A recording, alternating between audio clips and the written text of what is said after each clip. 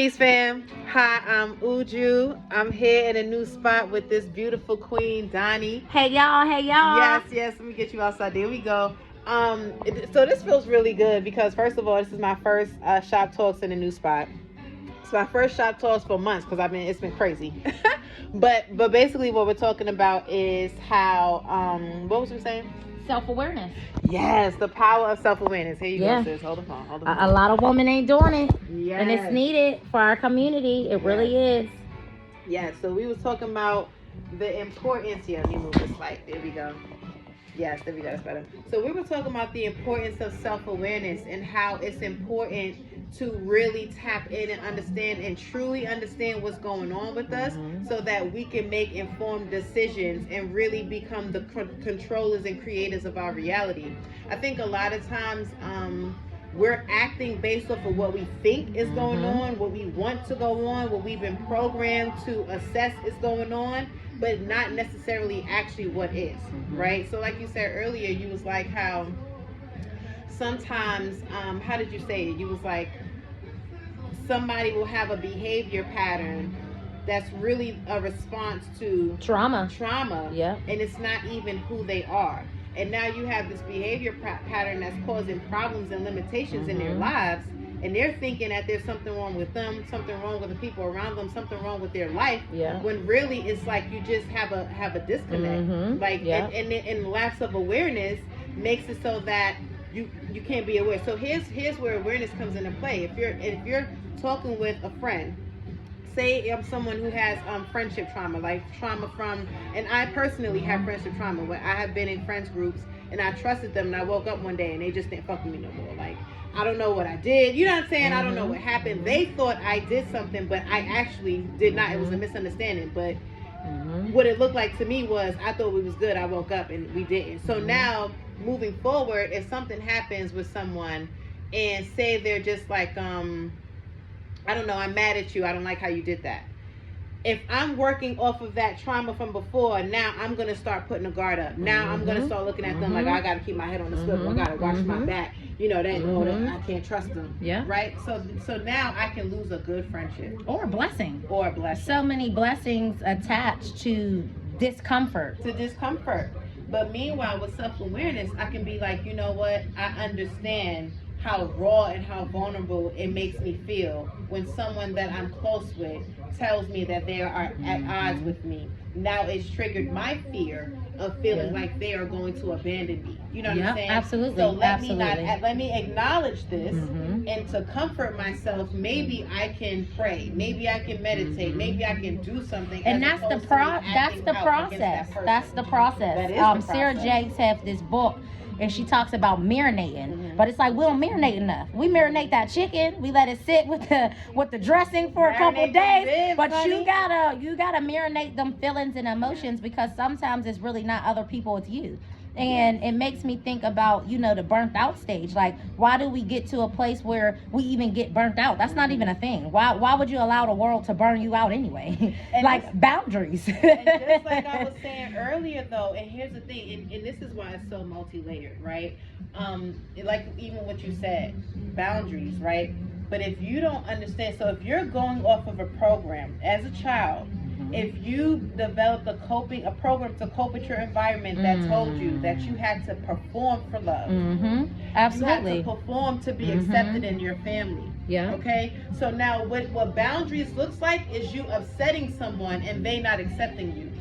You can't perform for that. Yeah. So now there's a self-sacrificial tendency that just happens automatically, and without the self-awareness, you can't make those connections. Yep.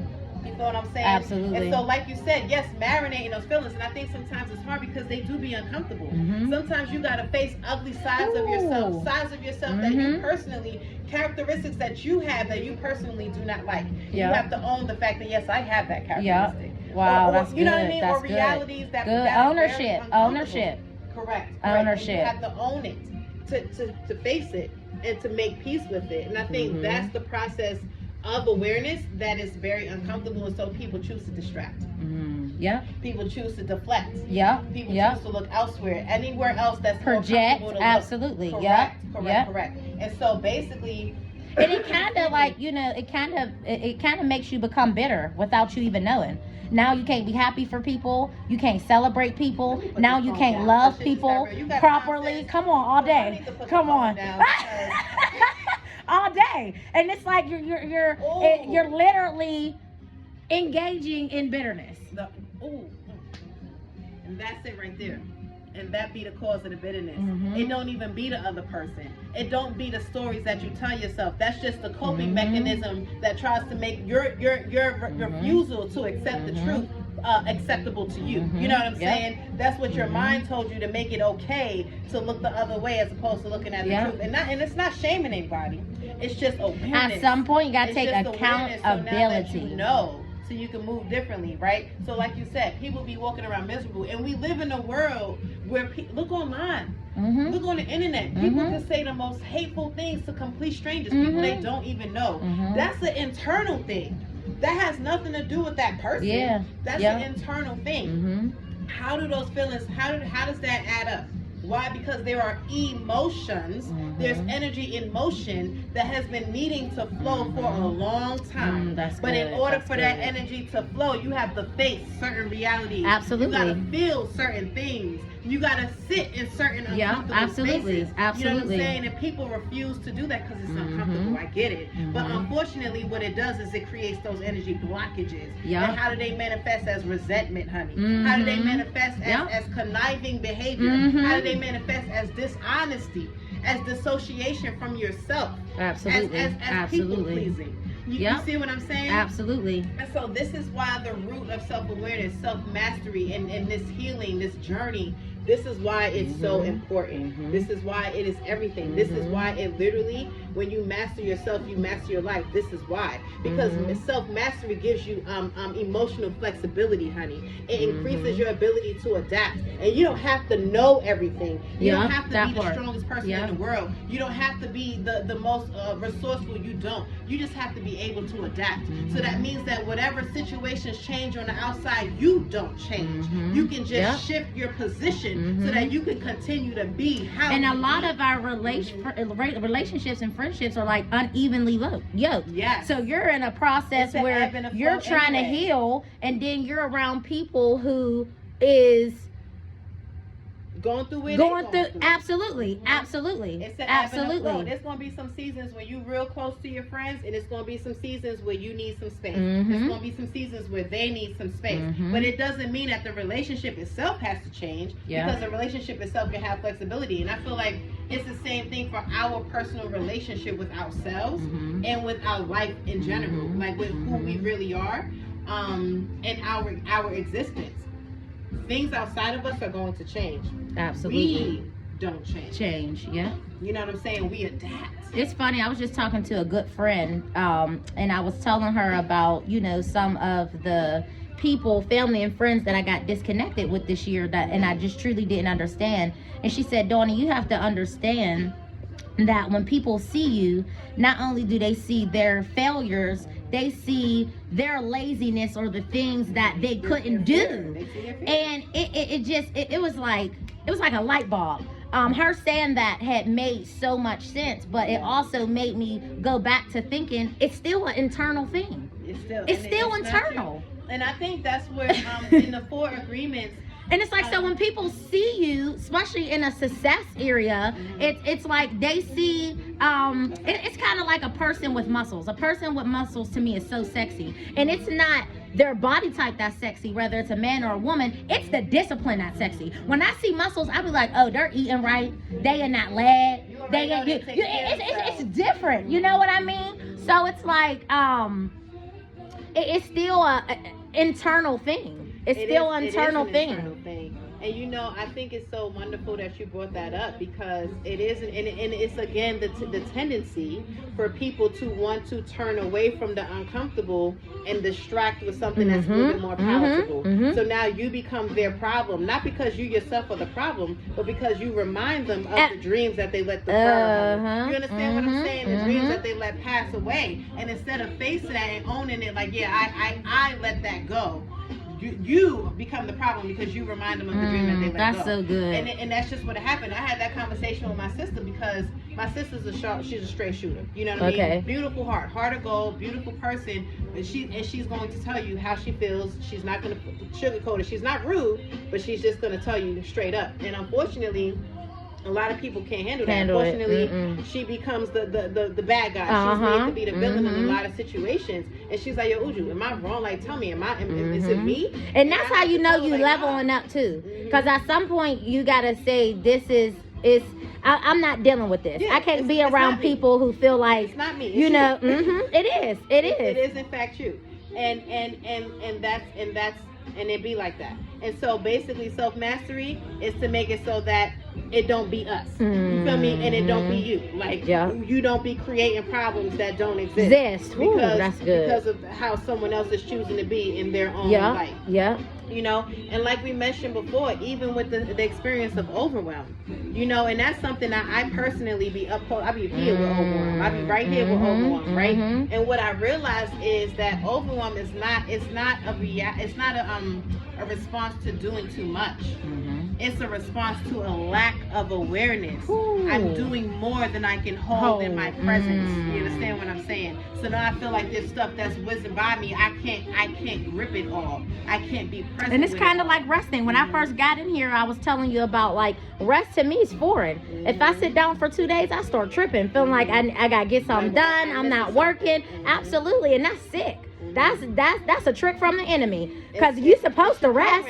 But it's your programming. But even so, let me introduce something. Let me introduce something to you. Let me introduce a perspective to you that can make it even more spacious to navigate that programming. You feel what I'm saying? Because it didn't come from somewhere. So the fact that you believe that rest is synonymous with laziness, rest is synonymous with scarcity, that's an experience that you had in the past has made you believe. In order for you to make sense of that experience, you had to create the belief system that if I rest, that means danger. So instead of meeting yourself with rejection, instead of making it a bad thing that you hold that, meet yourself with compassion. What if you ask yourself, well, where did this come from? Let's talk self-awareness, right? Absolutely. Why do I believe this? When was the first time I believed that if I rested, I wouldn't be safe? And think about it. And then, I can think about it now, girl. Here we go. System kids. So you know, living outside the home. Wow, that's good. So you that's see good. How that happens, and now that's how it becomes so ingrained, and that's how we internalize. But now and so when we talk about own it, don't just own it and admit it, but own it with compassion, own it with love, own it with peace.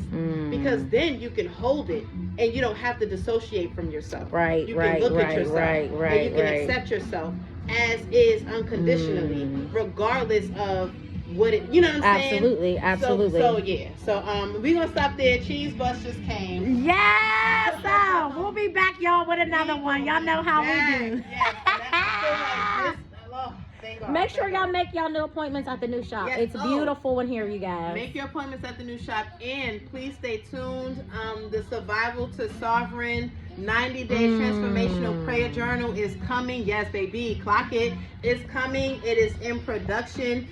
So this self-awareness that we're talking about, it is a journal. So basically, I made the prompts for myself because I had a lot of shit going on, and I needed to clear my mind. I needed a means to like anchor my mind, and so I made those prompts, and it was super helpful, like really, really helpful. And it's not just about a daily activity. It's not just about a daily to-do list, but it's about reflective. It also has reflective activities. So yes, you have your morning entries, your evening entries for your day-to-day, what goals you have for the day, what are your intentions, what are you grateful for.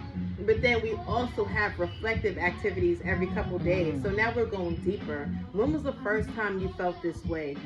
How does it feel when people do this or this happens? Why do I feel this way? Like really, really going deep and understanding how you think and why you think that way. So 90 days of that. Oh, and and it has Bible verses, corresponding Bible verses, and action steps that you can take to really embody these lessons. So we have some yoga, we have some meditation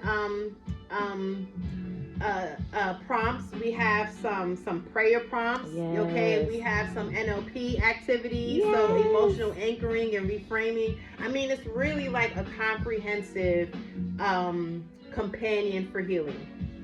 We're excited, y'all. Call up and make y'all appointments. Yes, make your appointments. Stay tuned. Yes, make sure you are following. Hi, I am Uju. Okay, make sure you are following Naturally Beautiful Holistic Salon because we got amazing things on the horizon. Yes, I can't even wait. I can't even wait. But yes, thank you, Queen. For yes, thank you for making me fabulous. My pleasure, truly.